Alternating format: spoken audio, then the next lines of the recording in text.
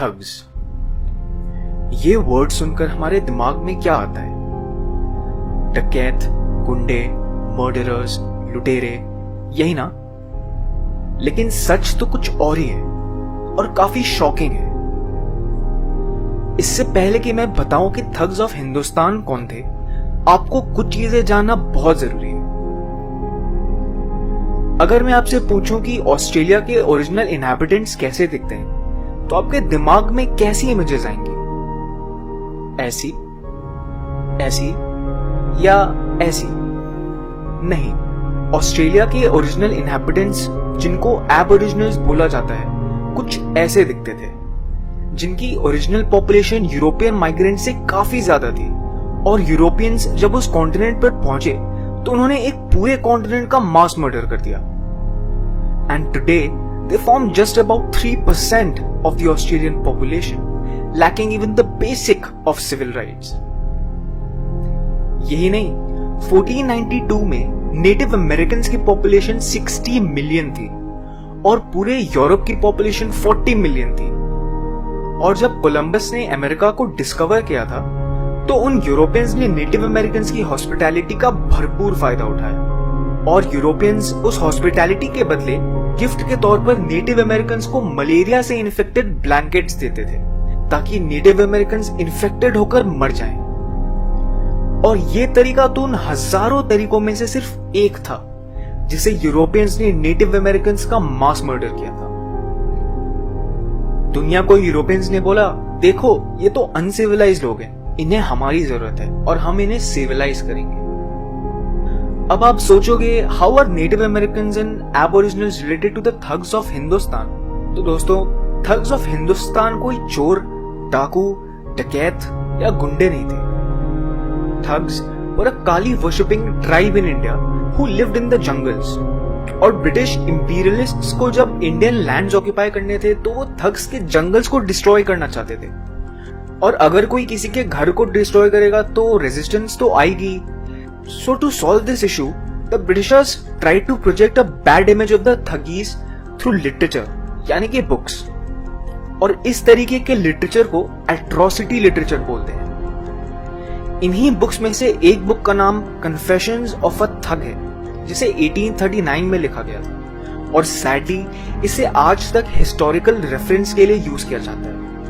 और तो और 1871 में ब्रिटिश पार्लियामेंट ने द क्रिमिनल ट्राइब्स एक्ट पास किया था, which made it lawful to perform mass murder against a list of Indian tribes who were labeled as criminals. Every member of the tribe was labeled as a criminal, including newborn babies. ऐसे ही 100-200 tribes का इसीलिए mass murder किया गया क्योंकि वो अपने घर के डिस्ट्रक्शन के खिलाफ रेजिस्ट कर रहे थे और ब्रिटिशर्स के नजर में वो क्रिमिनल्स थे। इस जीनोसाइड को जस्टिफाई करने के लिए ब्रिटिश पार्लियामेंट ने बहुत सारे स्कॉलर्स को फंड किया ताकि वो बुक्स लिख सके जिनमें थगी कल्ट को बिल्कुल गंदे तरीके से बदनाम किया गया, ठीक उसी तरह जैसे नेटिव अमेरिकन्स और एबोरिजिनल्स को बदनाम किया गया। और आज वो शब्द ठग एक गाली बन चुकी है और इंग्लिश डिक्शनरी में इसका मतलब है अ वायलेंट पर्सन और अ क्रिमिनल। ये सब इंफॉर्मेशन जानना जरूरी क्यों है? क्योंकि दोस्तों, ये वेस्टर्न सिविलाइजेशन की शुरू से आदत है कि कहीं जाओ, उनके भोलेपन का फायदा उठाओ, उनका मास मर्डर करो और दुनिया को जस्टिफाई करने के लिए ये कहो कि भाई हमने तो अनसिविलाइज लोगों को सिविलाइज कर दिया। यहां तक कि हमारे प्यारे इंडियन इंटेलेक्चुअल्स ये दिल से मानते हैं कि ब्रिटिशर्स ने आकर इंडिया को सिविलाइज ही किया।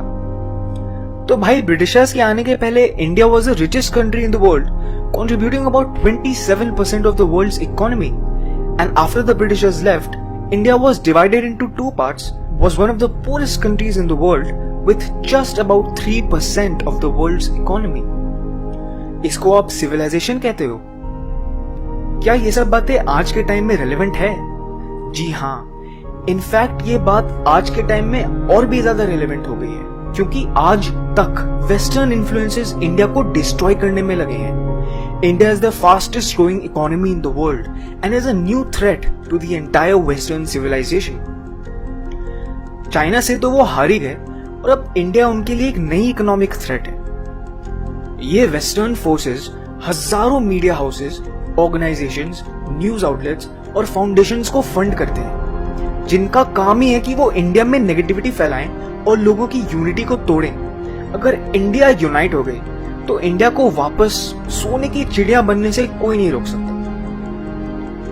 इन सारे वेस्टर्न फोर्सेस का पर्दाफाश राजीव मल्होत्रा ने अपनी बुक में किया है, जिसका नाम है ब्रेकिंग इंडिया, जिसमें उन्होंने काफी डिटेल में बताया है कि कैसे एक्सटर्नल और इंटरनल फोर्सेस इंडिया को तोड़ने में लगे हैं और काफी ऐसी चीजों का पर्दाफाश किया है जो हम इंडियन से छुपाई गई है। दुख की बात यह है कि हम इंडियंस खुद को ही फॉरेन लेंस से देखते हैं, बिना ये जाने कि कैसे 1000 साल से हमसे धोखा किया गया, हमारे लोगों का मर्डर किया गया, हमें डिवाइड किया गया, हमारे ओरिजिनल एजुकेशन सिस्टम को उखाड़कर फेंक दिया गया, हमारे मॉन्यूमेंट्स को बर्बाद किया गया, हमारे नॉलेज को प्लेजराइज किया गया और हमारी हिस्ट्री को माइथोलॉजी बना दिया गया।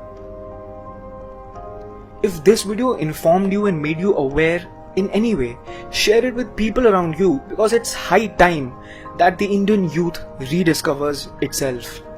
And subscribe to FMF for more such content ahead.